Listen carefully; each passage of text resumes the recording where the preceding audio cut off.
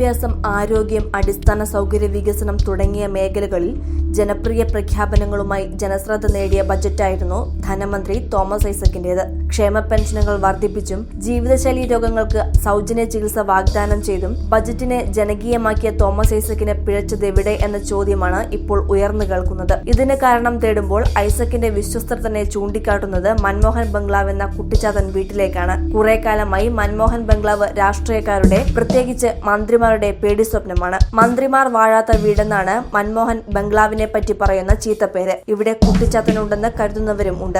കഴിഞ്ഞ LDF സർക്കാരിന്റെ കാലം മുതൽ അവിടെ താമസിച്ച മന്ത്രിമാരെല്ലാം പിന്നെ സഭ കണ്ടിട്ടില്ല എന്നതാണ് സത്യം.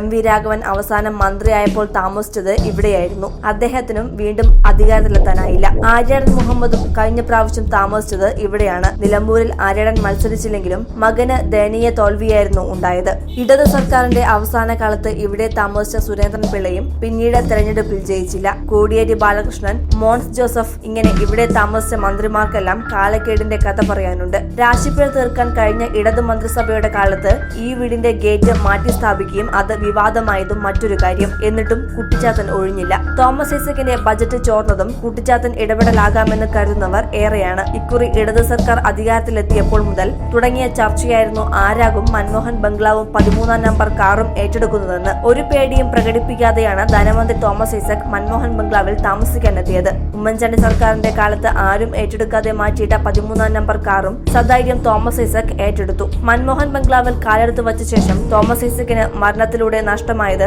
2 വിശ്വസ്തരായ പേഴ്സണൽ സ്റ്റാഫുകളെയാണ്. ആദ്യത്തേത് ആത്മഹത്യ, രണ്ടാമത്തേത് ഹൃദയാഘാതം മൂലമുള്ള അകാല മരണവും. ഇപ്പോൾ ഇത് ജനകീയാസൂത്രണം മുതൽ ഒപ്പം സഞ്ചരിച്ച പ്രസ് സെക്രട്ടറിയെയും തോമസ് ഐസക്കിന് നഷ്ടമായി. മൻമോഹൻ ബംഗ്ലാവിനെ കുറിച്ചുള്ള ദുരൂഹതകൾ വീണ്ടും തുടർക്കഥയാകുന്നു. News desk Marunadan Malayali. കൂടുതൽ വാർത്തകൾക്കും വിശേഷങ്ങൾക്കുമായി ഞങ്ങളുടെ ചാനൽ സബ്സ്ക്രൈബ് ചെയ്യുക.